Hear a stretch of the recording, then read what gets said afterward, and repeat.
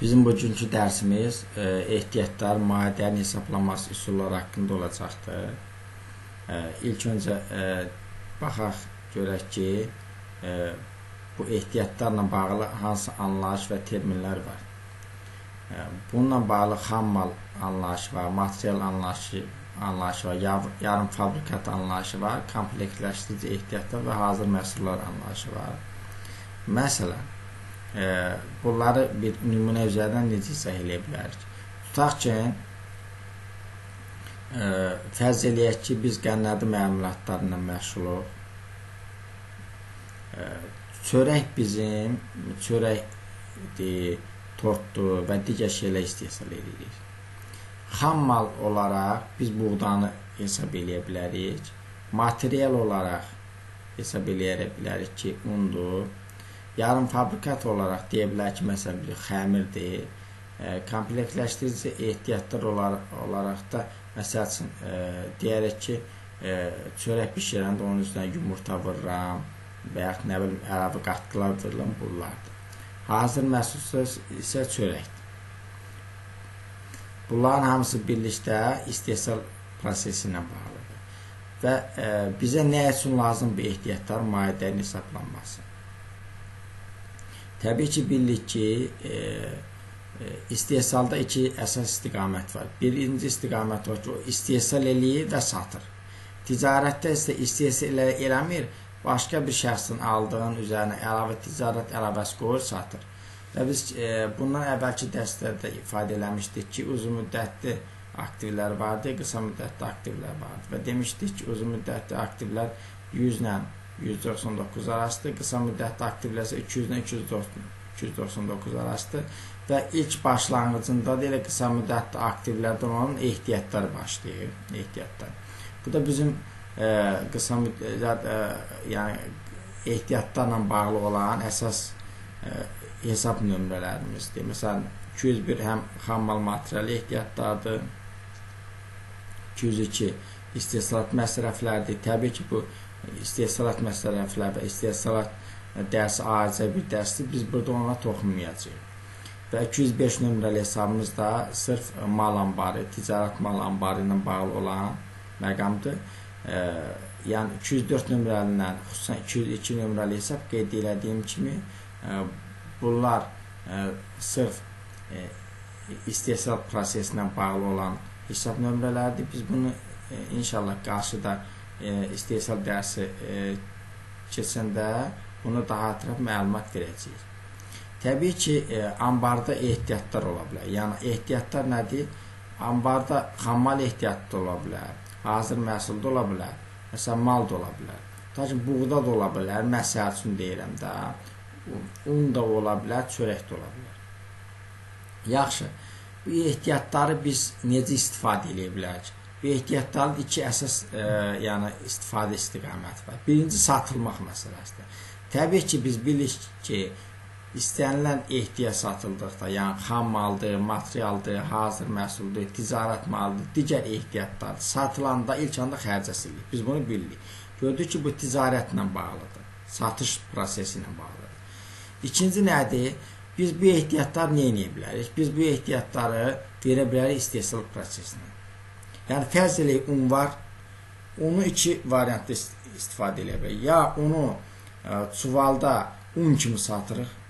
İkinci variant o ki, unu götürür, istehsala veririk və ondan çörək əldə edirik. Biz unu satanda da, onu istehsal prosesinə də verəndə də, təbii ki, onu müəyyən bir qiymət üzərindən verməliyik. Niyə? Çünki birincidə satanda biz onun hansı qiymətdən satdığını dəqiq müəyyən etməliyik ki, satışın maya dəyərini doğru çıxardaq. Biz bilək ki, onun üzərinə qədər ticarət əlavəsi qoyuruq. Bunu doğru çıxartmağımız lazım. İstehsalata da verəndə bu məsrəf adlanır. İstehsalata da verən yenə eyni qaydada biz bilməliyik ki, bizim istehsal elədiyimiz məhsulun maya dəyəri bizim üzərimizdə neçəyə başa gəlib və biz nə qədər üzərinə qoysaq bizə sərf eləyər o məhsulu istehsal eləməyə.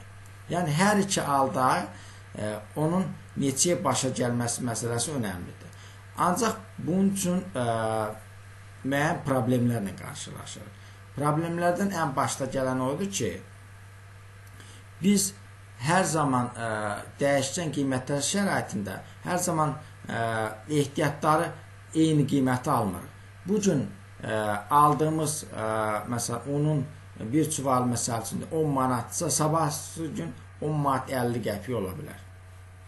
Deməli, qiymətlər dəyişkən olduğuna görə onu satanda da dəyişkən qiymətdə, müxtəlif qiymətlər üzərindən eləmək yəni məcburiyyətimiz ola bilər, istehsalata verəndə də. Bu səbəbdən biz olan doğru mayə dəyərini çıxartmaq üçün müxtəlif metodlardan istifadə olunur. Metodlardan istifadə olunur. Baxaq görək bu hansı metodlardır. Birinci metod, buyur.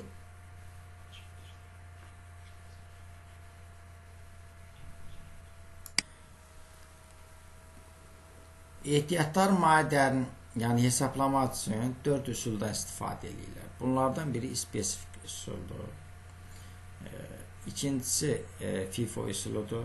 Baş hərfləri ilə ifadə olunur. First in, first out. Yəni birinci daxil olan sonuncu çıxır. İkinci metod LIFO üsuludur. Yəni sonuncu daxil olan birinci çıxır. Yəni hər iki metodda birinci çıxmalısı ortaq bir nöqtəsidir. Yəni dördüncü metod isə yəni orta dəyər metoddur. Görək. Bunların fərqi nədir? Fərqi. Yəni FIFO metodu o ki, tarix etibarı ilə, çünki mallar müxtəlif tarixlərdə daxil olur ambara. Tarix etibarı ilə birinci əldə edilən malların qiymətinin nəzərə alınmasını hesablanır və adından göründüyü kimi də birinci daxil olan birinci çıxır. Və yəni bu demək ki, mayə dəyərini hesablayarkən tarix birinci daxil olan malları birinci çıxarıb onun üzərini hesablayacaq. Biz bunu şəkil olaraq bu cürdə göstərə bilərik. Məsəl üçün, tutaq ki, ayın 1-i, 2-si, 3-ü, 4-ü mal almışıq. Biz yaxşı bunu satışa verəndə müxtəlif də qiymət almışıq. Hansı üzərindən hesablamalıyıq? Tutaq ki, 10 manat məsəl üçün deyirəm də, 10 manat 20 qəpik almışıq, birini 10 manat 30 qəpik almışıq, birini 10 manat 40 qəpik, birini 10 manat 50 qəpik. Bu zaman ayın 1-in 2-si, 3-ü, 4-ü tarixlərində alır. Niyə niyəcək biz? Biz birinci ayın 1-i tarix etibar, birinci daxil olundan bax, birinci onu çıxaracaq. Sonra keçəcək ayın 2-sini, ikincinin qiymətini, ikincini çıxaracaq. Sonra ayın 3 olan tarixində olan mal çıxaracaq. Sonra da 4 olan çıxaracaq. Biz bunu müqayisə edirik. Bu dərs olaraq qarşıda nümunəmiz də olacaqdır. Tam LIFO metodu isə tərsinədir. Tarix etibarıyla sonuncu alınan, ayın 4-ü alınan birinci çıxaracaq. Sonra 3-ün, ayın 3-ü alınan çıxaracaq. Sonra 2-si, sonra 1-i. Sonra keçdik xüsusi metoda. Xüsusi metodda yəni xüsusi metodla burada da ifadə eləmişdik ki, burada vardı xüsusi metod. Xüsusi metodda məsələ ondan ibarət idi ki, xüsusi metodda. Burada təqdir bir qiymət çıxartmağa ehtiyac yoxdur. Hər mala fərdi yanaşılır. Hər malın üzərində hansı qiymətdən almışıqsa onun üzərindən çıxar. Məsələn, qızıl zinət əşyaları sayəsində bu istifadə edilə bilər, bu metod. Niyə? Çünki orada çeşid azdır, orta təqrib qiymətə ehtiyac yoxdur, xırdavat mallar yoxdur. Tutaq ki, maşın sənaye, avtomobil sənayesinin, təyyarə sənayesi standart bir qiymətlərdir. Ancaq xırdavat olan məhsullarda, nə bilim, bölünməsi bir çətin olan məhsullarda, ola bilər makaronda da ola bilər, unda da ola bilər, digər bir şeylərdə də ola bilər. Bu zaman daha çox nədən istifadə edə bilərik? FIFO metodundan. Bir də var AFCO metodu. Öncədən deyim ki, bu metodda 2 mərhələdən ibarətdir. Yəni, average, yəni cost deməkdir. Yəni, orta mayə dəyəri metodudur. İlk öncə nə edirik? Biz təbii ki, mal alırıq. Malların aldığımız mallar ümumi dəyəri olur. Yəni, nə qədər pul vermişik. Onu bölük aldığımız malların qiymətinə tapırıq ki, birin orta dəyəri nə qədərdir? Bizim üzərimizə neçəyə başa gəlib? Sonra hər dəfə nə qədər satdıqca həmin orta dəyəri vururuq satışın miqdarına və tapırıq SMM-də. Bu metodlarda əsas hədəfimiz nədir? SMM-dən tapmaq. Təbii ki, ticarət sektoru üzərində. Ticarət sektoru üçün SMM-dən miqdarını tapmaqdır.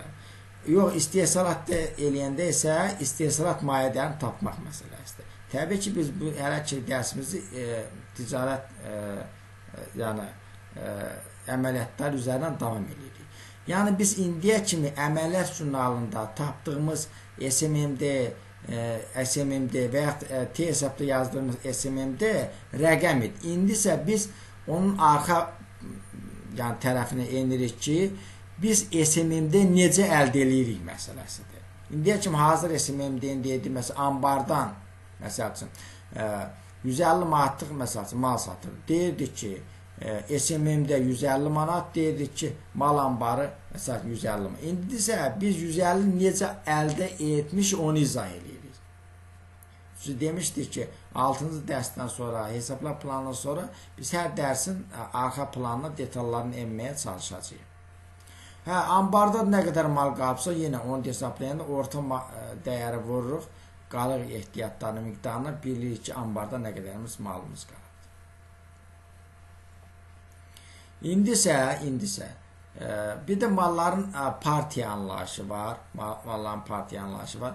Malların partiya anlayışı deyəndə mal sənədləri üzərində xüsusi seriya nömrəsi və xüsusi seriya nömrəsinin çox nəzərdə tutulur. Təbii ki, barkodla və digər texniki vasitələr vasitəsilə edilir. Bu rəqəm də ola bilər, hərf də ola bilər, simvol da ola bilər. Spesifik metod da odur ki, o standart. Yəni, nə deməkdir? Tutaq ki, biz hansı qiymətdən almışıqsa, ambara hansı qiymətdən daxil eləmişiksə, həmin ambardan da satanda o qiymət üzərindən çıxaracaq. Məsəl üçün deyirəm da, qızıldır, almışıq, qram məsəl üçün 300 manatdan. Eləmi? Çıxardanda da 300 üzərindən çıxaracaq. Niyə? Xüsusi metod və xüsusi seçmə metodu bir-birini əvəz etməyən mallar üzərindən daha çox həyata keçirilir. Və standart mallar üzərindən daha çox həyata keçirilir. Ancaq əksinə FIFO ilə LIFO metodu isə bir-birini əvəz edə bilən mallar üzərindən daha çox həyata keçirilir. Bəli. İndi baxaq nümunə. Fərz eləyək ki, bizdə deyək ki, indi dövr ərzində əməliyyatlar baş veribdir. Bunun üçün SMM-dən də xalis mənfəətdə malın ambar qalıq dəyərini hesablayaq. Baxaq, biz ilk öncə belə bir məsələyə. Fərz eləyək ki, biz ayın biri lupa almışıq 25 ədəd 12 manatdan. Denəməli 25-i 12-yə vuranda bu eləyəcə 300 manatlıq mal ambarımıza daxil olubdur. Ayın ikisi də təkrar 35 manatlıq almışıq 14 manatdan. Bu deyilib 490 manat. Cəmi 790 manatlıq mal almışıq. Cəmi də 60 ədəd almışıq. Biz ayın 3-ü biz satış həyata keçiririk. Sadəcə satanda 40 ədəd satırıq. İndi burada ambarda 60 var. Mən hamısını 25-dən götürər də bilmirəm. Hamısını maksimum 25 götürürəm. Qalıqsa o birisini tamamlamalıyam. Yox, birinci 35-dən mi götürəyim, yoxsa qalıq hissəni ayın 1-də olanla tamamlayayım. Yoxsa yarı-yarı mı götürürəm? Qiyməti necə götürəcəm? 790 manatlıq mal var. Təbii ki, 790 manatlıq maksimum maldır. Biz nə edirik? Biz 40 ədəd malı da satırıq. Təbii ki, biz onu 14 manatdan və 12 manatdan aşağı sata bilmərik. Niyə?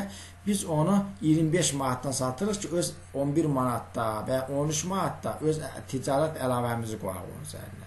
Yəni, 40-ı da 25-ə vuranda bu eləyir 1000 manat. İndi baxaq, bu məsələni eyni qaydada 4 dənə üsul üzərindən yəni həllini verəcəm sizə. Birinci o ki, buyur.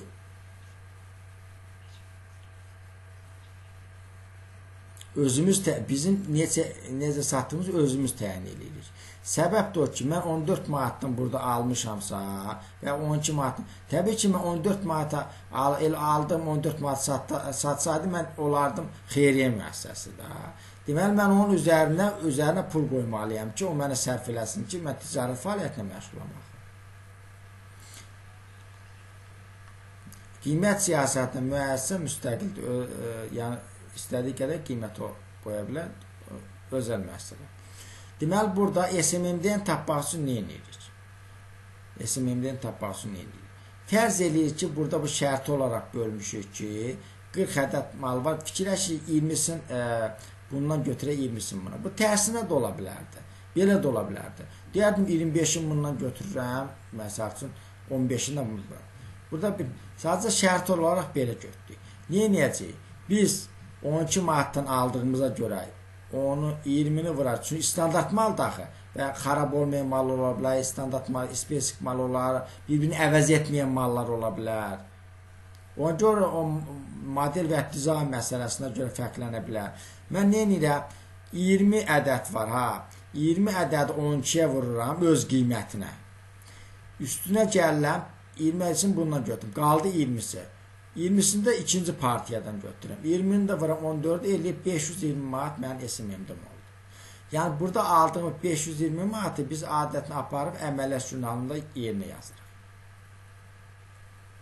Təbii ki, mən bunu 1000 manat, 520 manatlıq malı 1000 manata satdığıma görə mənim də 40 ədədə görə 480 manatlıq mənim xalis mənfəətim və ümumi mənfəətim olur. 40 ədədə görə. Ambarda qalıq nə qədər olub? Bundan 20 ədəddən 5-in satmışamsa, 20-sini satmışamsa 5-i qalıb. Demək 5 vir 20. Bundan da götürüb 20-sini satmışamsa qalıb 15-i, 15 də 14-də vuranda elə 270 manat. Bu deməkdir ki, mən 60 ədəd malın 40-ını satmışamsa, ambarda 20 ədəd mal qalıbdır. Bunun 5-i 12 manatlıqdandır. Qalan 15-i də 14 manatlıqdandır. Bu deyilir 270 manatlıq dəyərində mal qalıb, bu deyilir cəmi 20-də. Bu olacaq spesifik metod. Hərəsinin aldığım qiymət üzərində 12-dən almışdımsa, 12 manatdan da ambardan çıxartdım. Bunu 14-dən almışdımsa, 14 manatdan da ambardan. Bu spesifik metod fərqlənmir. Hərəyə fərdi yanaşdır, spesifik yanaşdır. Bir də var FIFO metodu. FIFO metodunda nədir? Burada nədir? Biz FIFO metodunda demişdik ki, birinci alınan birinci çıxır. Nə deməkdir? Birinci alınan sıfırlamalıyıq. Nə deməkdir? Birincidən 25 ədəddirsə, hamısının maksimumda 25-i sıfırlayacaq. 25-i vuracaq 12-yə. Qalıq isə çatmayan 15 ədəd isə gətirəcəyik biz, buradan götürəcəyik. 15-i vuracaq 14-də. Cəmi eləyəcək 40 ədədəcək 510 manat SMM-də çıxır. Təbii ki, bunda da SMM-də 520 yox, burada da 510 ədəd çıxdı. 1000-dən də 510 çıxanda 490 manat mənim 40 ədədə görə nəyim qaldı, mənfəətim yarandı. Ambarda da qalan miqdar nə qədər olur? 790 manatlıq ambarda malım vardı. Onun 510 manatını satdımsa, onu da təkrarən 14-ə böləndə 20 ədəd malım qalır. Yəni, bu da 280 manatlıq mal deməkdir. Yəni, 20 ədəd malım qalıb 280 manatlıqdır. Qalan hansıdır? 14 manatlıqdandır. Niyə? Çünki mən elə bunu 25-ində 12 manatlıqdan götürmüşəm. Gördünüz nə oldu? Birinci alınanı sıfırladıq. Çatışmayanda tarix etimi ikinci olandan tamamladıq. Bu da orada FIFO metodu. FIFO metodunda tam tərsinədir. Onda tarix etibarilə bundan başlayırıq. Bu ayın ikisi alınımdan. 20 ədədi bundan götürəcəyik. Yox, 35 ədəd bundan götürəcəyik. Tam 35 ədədi. Nəticədə 5 ədəd çatışmır. 5 ədəd də gəlib 12 manatlıqdan götürəcəyik. Ona görə nə edəcəyik? Biz 35-i vuracağıq 14-də, üstə gələcəyik 5 vurulsun 12 manatlıq. Cəmi 550 ədəd mənim yəni SMM-dən yaranacaq. Və xalis mənfəətimdə yenə 1000-ə satdığıma görə mənim də 450 manat mənim xalis mənfəətim yaranacaq. Ambarda da fikir versinizsə, nə qədər malımız qalacaq? 240 manat. Fikir verirsiniz, FIFO ilə LIFO arasında nə oldu? Eyni yanaşmanı tətbiq eləsə, FIFO-da SMM-də böyük çıxdı, şişir. SMM-də böyük çıxır, həm də ambardakı mal az görünür.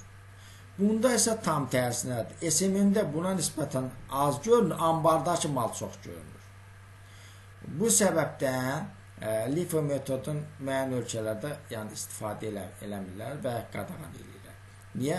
Xərci şişirdi. Çünki SMM-də xərc saldığına görə xərci şişirtmə dolayı yolun ümumi mənfəət miqdarına aşağı salır və bu da az mənfəət vergisi ödənilməsinə səbəb olur.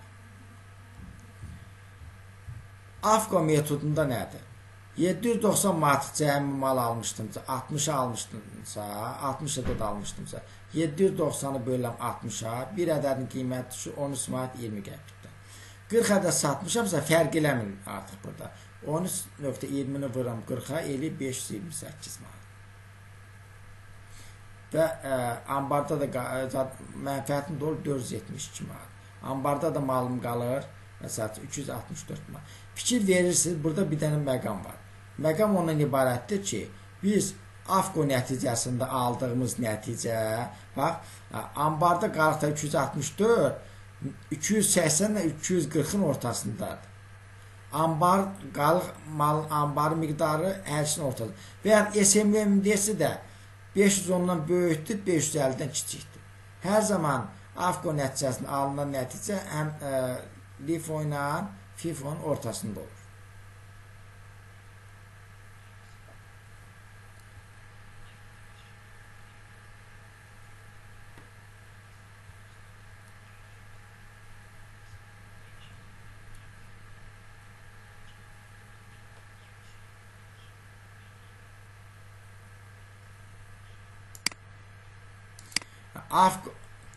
AFCO-da fərq yoxdur.